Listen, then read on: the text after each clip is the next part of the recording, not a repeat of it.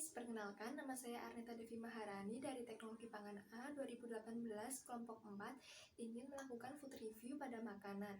Nah, food review ini bertujuan untuk mengetahui rasa pada makanan. Rasa dapat didefinisikan sebagai karakteristik sensori yang diterima oleh indera pengecap manusia ketika makanan dikonsumsi. Rasa makanan yang dapat dirasakan oleh lidah manusia yaitu rasa manis, asin, asam, pahit, dan umami. Dapat dirasakan pada saat uji pengenalan pada makanan. Pengenalan ini dapat dilakukan dengan kepekaan panelis untuk mengetahui zat pada ambang batasnya. Panelis yang bisa mengenali rasa dasar akan dinamakan panelis terlatih. Threshold atau ambang rangsangan merupakan konsentrasi terkecil dari suatu rangsangan yang dapat menimbulkan kesan. Ambang rangsangan ini terdiri dari ambang mutlak, ambang pengenalan, ambang perbedaan, dan terminal threshold. Untuk pengenalan ini juga dapat dilakukan mengenai aroma pada makanan. Nah, untuk review pertama, kita akan mereview rasa manis, yaitu dari coklat. Nah, di sini udah ada coklat KitKat, Silver Queen, dan Dairy Milk. Untuk yang pertama ada coklat Dairy Milk. Ini yang mete.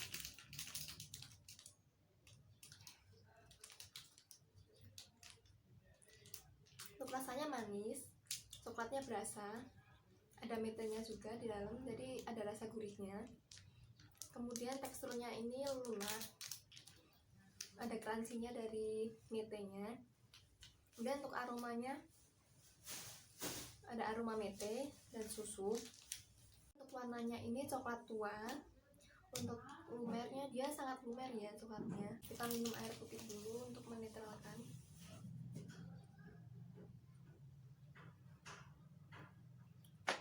Kemudian coklat kedua yaitu Silver Queen.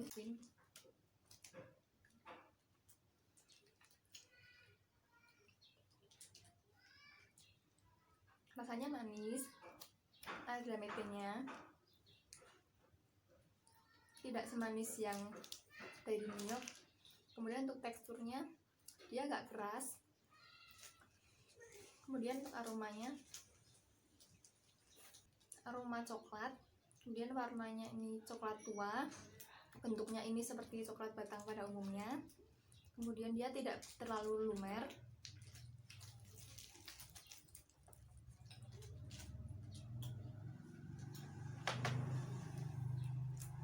Coklat yang selanjutnya ini KitKat.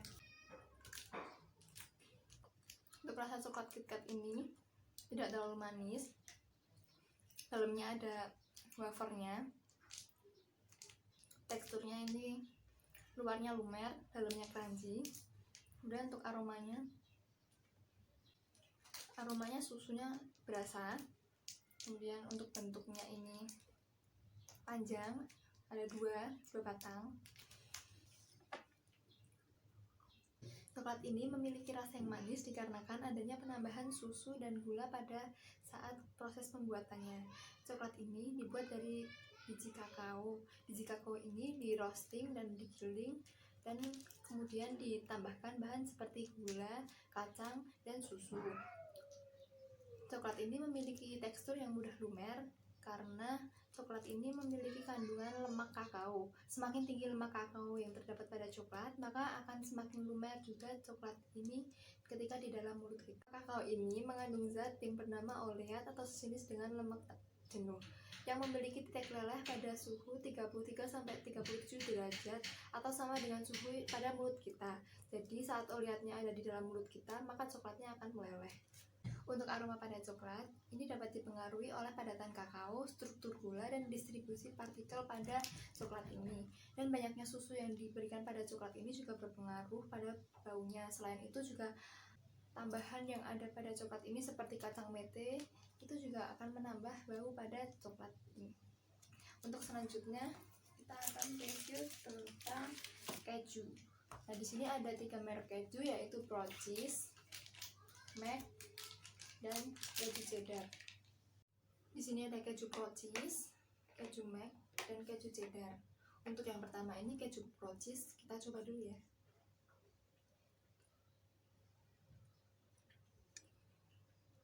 Untuk teksturnya dia agak keras, tidak terlalu asin.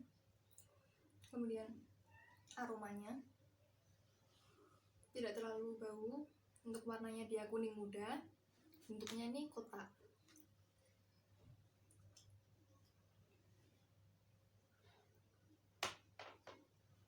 Untuk keju kedua ini keju Mac, kita coba dulu.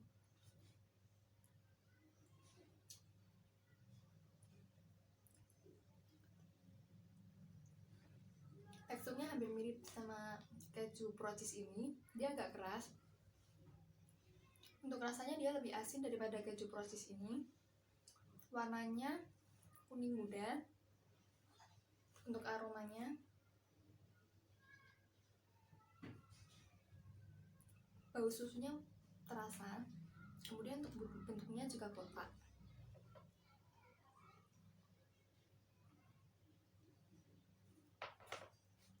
Untuk keju yang ketiga itu keju cheddar.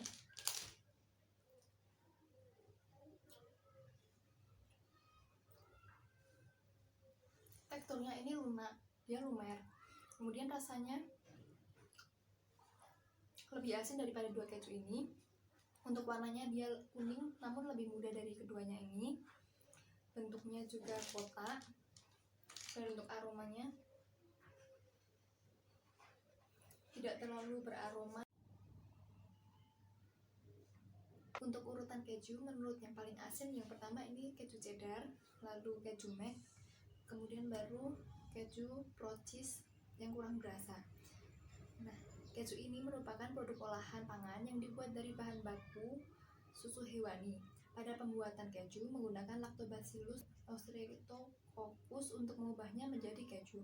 Protein pada susu hewani ini merupakan kasein yang merupakan komponen yang akan menggumpal pada keju. Keju ini memiliki rasa asin karena proses penggaraman, sehingga menciptakan cita rasa yang khas, yaitu sedikit asin. Kadar air dalam keju ini juga berpengaruh terhadap tekstur pada keju sendiri. Penambahan penggumpal dan pengasam menyebabkan makin banyak total solid yang dihasilkan. Tetapi, keju yang dihasilkan mudah patah dan gumpalannya sedikit, sehingga mudah larut bersama whey pada saat penyaringan. Curd pada keju ini dapat mempertahankan air lebih banyak, akan menghasilkan keju segar dengan tekstur kekerasan rendah atau lembek seperti keju cheddar ini. Dan untuk kualitas aroma pada keju ini dapat dipengaruhi oleh susu yang digunakan pada pembuatan keju ini yang masih segar dan berkualitas. Dan semakin bau keju ini berarti keju ini sudah didiamkan cukup lama sehingga baunya ini semakin menyengat. Untuk review selanjutnya kita akan mereview tentang vitamin C. Jadi di sini ada vitamin rasa jeruk, ada sonse rasa jeruk, dan ada vise rasa jeruk. Jadi kita buka vitaminnya terlebih dahulu. Kemudian sonse-nya, lalu vise. Kita coba yang pertama. Ini ada vitamin. Untuk warnanya dia oranye muda. Untuk aromanya, dari aromanya sih dia kecut ya. Dan untuk rasanya ini sangat kecut. Dan teksturnya ini juga keras.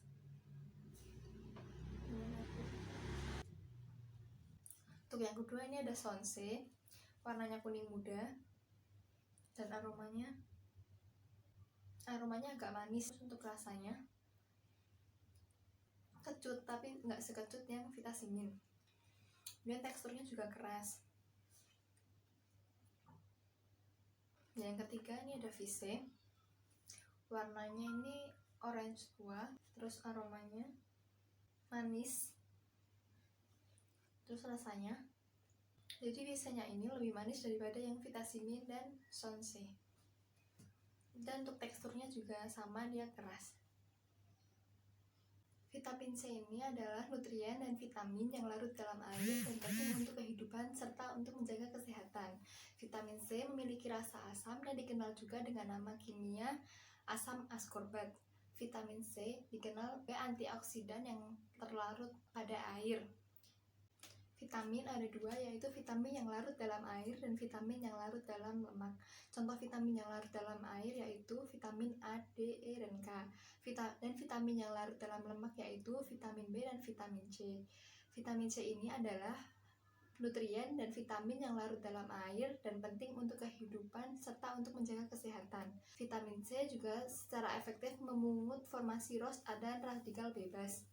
Penggunaan vitamin C sebagai antioksidan untuk pembentukan kolagen, membantu penyerapan zat besi, membantu pemeliharaan pembuluh kapiler, tulang, dan gigi. Buah jeruk mengandung vitamin C yang cukup tinggi. Kandungan vitamin C dalam buah jeruk ini sangat beragam, antar varietas, berkisar antara 27-49 mg per 100 gram daging buah. Karena jika menggunakan buah jeruk asli, umur simpannya tidak panjang, sehingga dibuat kemasan dalam bentuk tablet hisap untuk memenuhi kebutuhan vitamin C yang efisien dan mudah. Tingkat keasaman dan aroma pada tablet hisap ini dikarenakan jenis jeruk yang digunakan dalam pembuatan dan penambahan gula yang berbeda di setiap produksinya. Nah, selanjutnya ada rasa umami dari Chiki. Yang pertama ini Chiki Balls, yang kedua ada Cheetos, yang ketiga ada Taro rasa rumput laut. Yang pertama ini Chiki Balls rasa keju.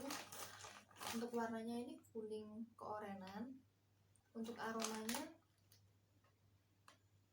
dia aromanya keju, terus dia bentuknya bulat. Untuk rasanya gurih, ada manisnya juga, kejunya cukup berasa, dan teksturnya ini crunchy, namun tidak terlalu crunchy. Kemudian yang kedua ada Cheetos. Sebelumnya minum dulu.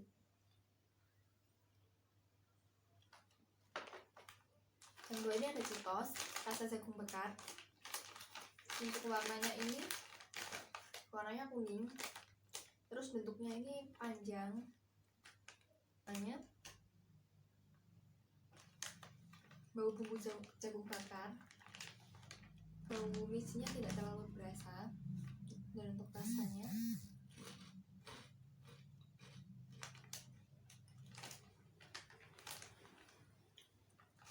jagung bakarnya kerasa, terus teksturnya juga crunchy.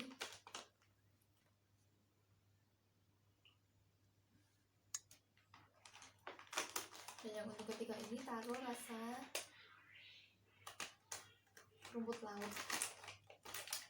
Dari bentuknya ini kotak tipis, ada lubang-lubangnya. Kemudian untuk baunya, bau bumbu rumput laut gitu. Terus misinya agak berasa ya baunya. Kemudian untuk rasanya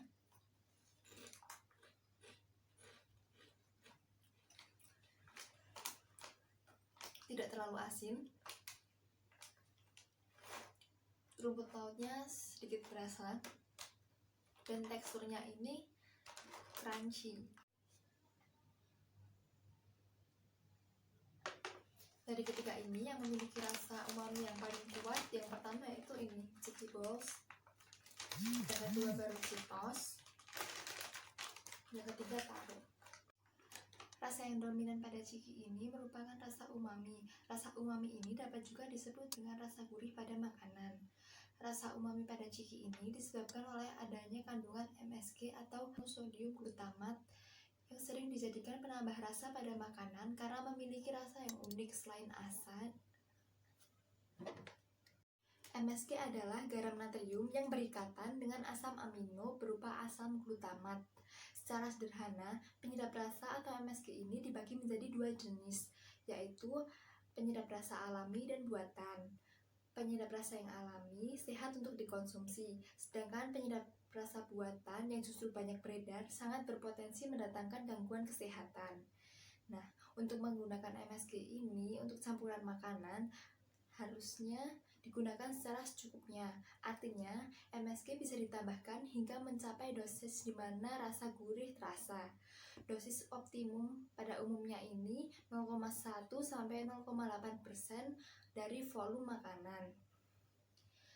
Jika kita terlalu banyak makan MSG, secara langsung dapat memburuk autisme, mengurangi kemampuan perhatian dan hiperaktif. MSG juga dapat menyebabkan otak menjadi tidak terangkai, khususnya bagi bayi yang berada di rahim dan pada awal-awal kehidupan. Kerusakan pada koneksi otak dapat mengacaukan hingga hampir semua fungsi otak, dari kendali hormon hingga perilaku kecerdasan. dari snack yang di sini ini, selain dengan ditambah MSG, dia juga ditambah dengan ekstrak cheese atau bubuk cheese. Dan di sini juga ditambah ekstrak jagung bakar. Dan di sini ditambah ekstrak seaweed untuk menambah cita rasa dari snack-snack ini. Nah, untuk selanjutnya kita akan mereview rasa pahit dari kopi. Di sini ada kopi luwak hitam, kemudian ada kopi kapal api, kemudian ada Nescafe. Di sini sudah ada kopi luwak yang sudah diseduh, kemudian kapal api yang sudah diseduh, dan yang terakhir ada Nescafe yang sudah diseduh. Yang pertama kita akan ke kopi luwak dulu. Untuk aromanya, aroma kopi luwak ini sangat tajam. Kemudian warnanya ini sangat hitam. Dan untuk rasanya,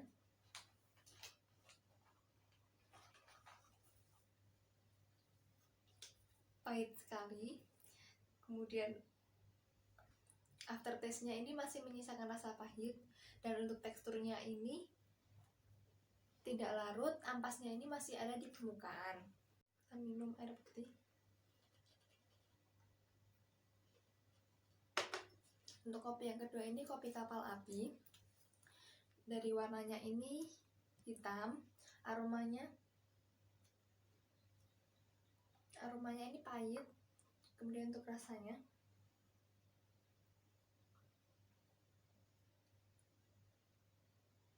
ini pahit. Kemudian untuk aftertaste-nya ini masih meninggalkan rasa pahit. Dan untuk ampasnya ini juga tidak larut, ampasnya masih berada di permukaan.